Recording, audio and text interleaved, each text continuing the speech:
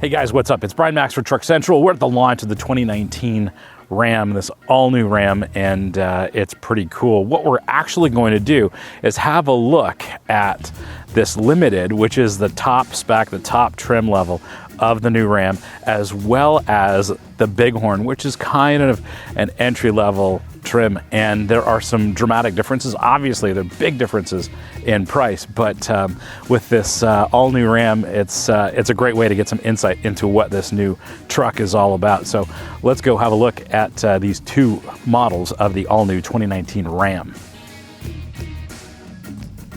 Before we get into the differences between this Bighorn and the Limited, we should talk about what's going on with this all-new Ram.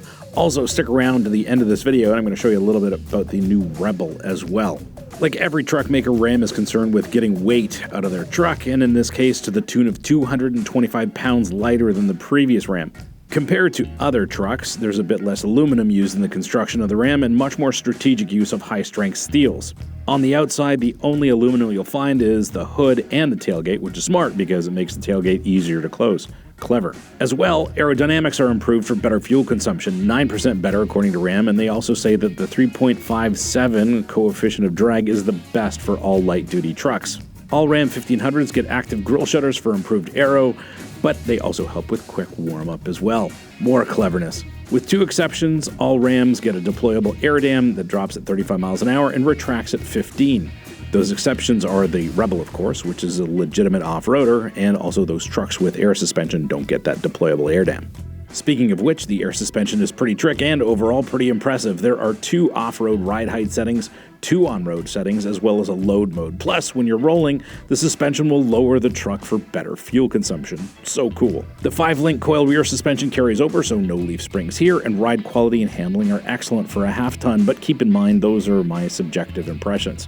The base suspension uses what Ram calls frequency response dampers, and no, these aren't super high-tech magnetic ride real-time adjustable dampers, but more like a conventional shock with a clever bypass valve that actually do a great job controlling body and wheel motion. There's a third suspension that's only found on the Rebel or as part of the off-road package, where you get Bilstein's unique suspension pickup points and geometry and a taller ride height. Ram is happy to tell you that their 14.9-inch front brake rotors are biggest in class. Swept area is up over the old Ram. That's the area of the brake pad that's in contact with the rotor, and in general, a larger rotor is going to do a better job dissipating heat than a smaller one. And that's definitely key when it comes to towing. More on that later. The parking brake is now electronic, and the key reason for that is it saves 20 pounds over a conventional setup. Wheels and hubs are 6-lug, which look the business, although with the available drivetrain at the Ram's introduction, you're not putting that much torque through to the wheels. Speaking of drivetrains, the first Rams on the road are going to be the good old 5.7-liter HEMI, produces an adequate 395 horsepower and 410 pounds of torque, and all Ram 1500s get an 8-speed automatic. This is the drivetrain that we're looking at today in both the Bighorn and the Limited. Shortly after this new Ram is launched, you'll also be able to get ultra-mild hybrid e-torque versions of both the HEMI and the 3.6-liter Pentastar V6, which is e-torque only. We'll save the discussion about the benefits of the e-torque system for another day. As well, there's a 3-liter diesel coming, but that's probably a full year away. The 8-speed automatic has 40 different shift patterns, and whether I'm towing, having fun off-road, or just cruising, it shifts smoothly and always seems to have the right gear.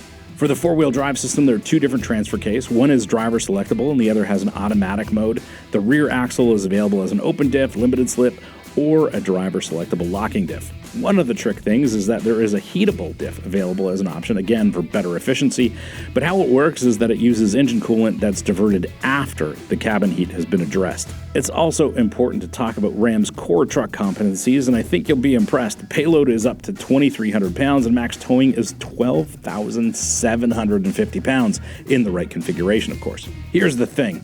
It's a half-ton pickup, but it tows like a 3/4 ton. My old 2016 Nissan Titan XD was absolutely rock solid towing my enclosed race car trailer, where the old Ram as well as the half-ton Titan, for example, struggled. This 2019 Ram, however, tows this $150,000 wakeboard boat with ease. This Nautique and its trailer weigh in at about 7,000 pounds, and the Ram is pulling this setup like butter. It's rock solid, and even with just the HEMI, it has no trouble accelerating from a stop and getting up to highway speeds. The Ram is very stable with the trailer out back at any speed, and braking gives you complete confidence. Tons of vehicles today have blind spot warning, but the new Ram has a blind spot warning system that covers trailers up to 40 feet long. Very cool. Plus, the sensor is discreetly built into the rear tail lamp. So cool. This Bighorn is definitely humble. It's still fundamentally the same truck, but it's less well featured, shall we say, than the Limited. There's a lot less going on here. There's just a simple 5-inch screen, and I don't think we've got nav in here at all. No, we've just got a compass. So if you're like me and like to use a navigation app on your phone, it's not a bad solution. But no automatic climate control, no amazing 12-inch massive screen that's configurable. No, it's very simple. The materials in here are still very nice, but they're plastic now instead of leather and wood and metal, and even the seats are cloth in this thing, and it's a fantastic cloth. Looks really fantastic here. This Bighorn is just as quiet as the Limited, believe it or not, and that's fine. But there's a lot less going on here, and that's okay. You know what's funny is if the Limited didn't exist, this Bighorn is perfectly adequate. I actually do like the cloth upholstery here. It's very well done. On the outside, this Bighorn looks a lot less luxe oriented, a lot less premium. It's very humble with the smaller wheels and without the flashy trim on the outside, and that's actually okay, especially if you're using this for work. This is definitely the kind of truck you want. I mean, why would you want the high-end leathers and all of that leather across the interior? This is really straightforward. This Bighorn has very few options, and of course the big console, that amazing console of the Limited, is missing, and that thing is actually functional, especially when you are using your truck for work. But on the other hand, this truck is just as capable in terms of its performance capabilities as the top end truck, and you've got to decide, of course, what sort of options you really do want. And of course, that Limited is not an inexpensive truck. I'm going to show you a bit of a trick, and this is something you don't see very often. Throw the key here. Ready for this? Check that out. Bench seat. When was the last time you saw a bench seat? How funny is that? And you've got a 3-point belt as well. If you want to get cozy with somebody here, you certainly can. Although I don't think there's an airbag here. And now we're back to what feels like a bucket seat.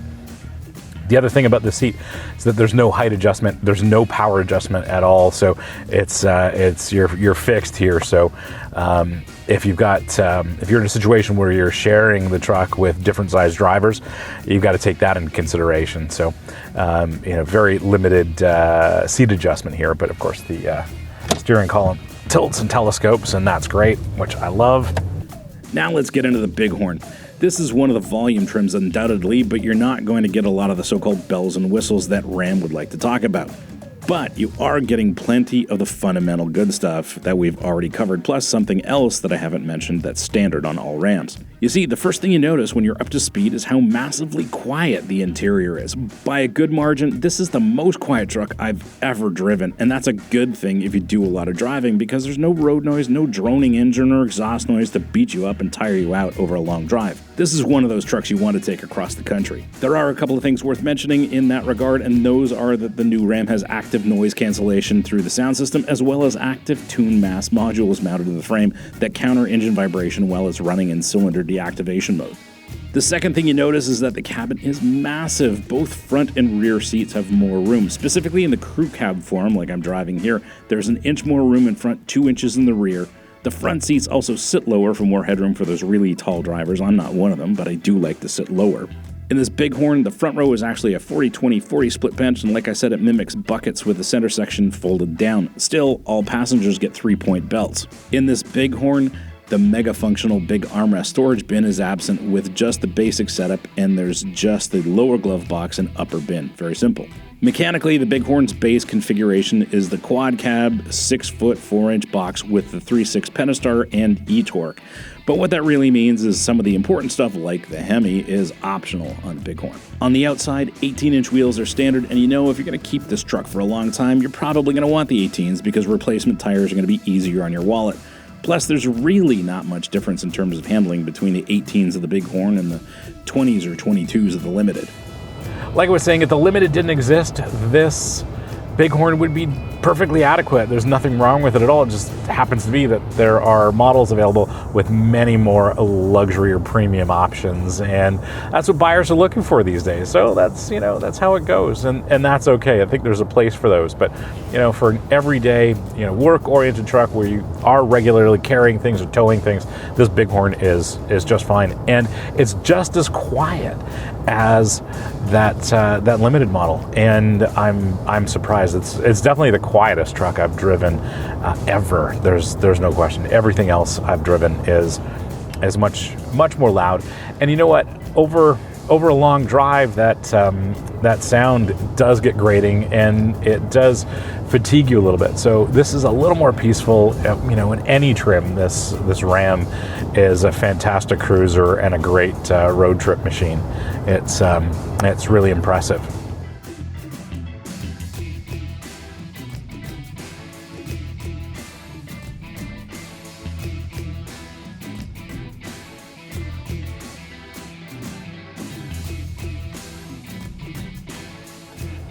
Of course, this Limited with nearly every available feature is the priciest of all the new Rams, but it goes a little bit beyond just the what you see on the surface and on the spec sheet.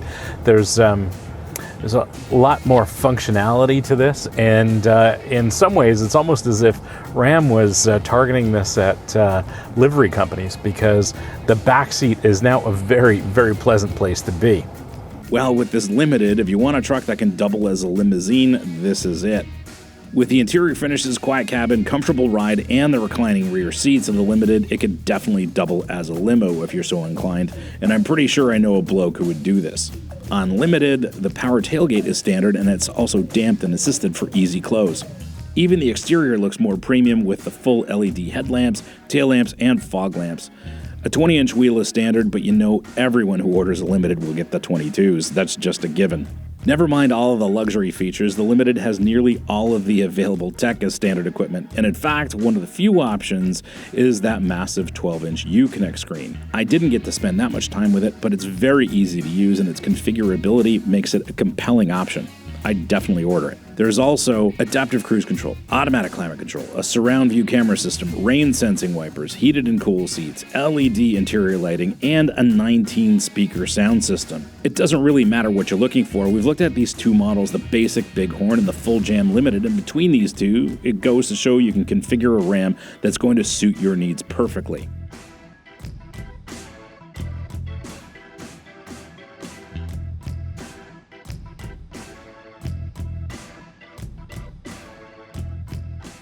Here's the thing, I wasn't planning to cover the Rebel in this piece, but it's pretty darn impressive, so here's the deal. While the Rebel name has been around for a long time with Ram, this is the first Rebel that's really completely resolved, designed, and engineered for its intended purpose. The previous Rebels were more of a trim spec. Now just look at this thing. Both outside and inside, it looks more aggressive and much more interesting, but the proof's in the pudding, as they say. It sits an inch taller than any of the other Ram models, rolls on 18s with 33-inch Goodyear Duratrax. The electronic locking diff is standard, as well as the full set of skid plates. The suspension isn't as simple as slapping on the Bilsteins onto the air suspension and setting it up an inch higher. No sir, the pickup points and the geometry is specific to Rebel. And the way it drives is awesome. Flying through the sand is nothing to this Rebel, and crawling out of this riverbed isn't even testing its limits. Between its competent off-road abilities and the way it looks, the Rebel's my favorite out of all of these new models.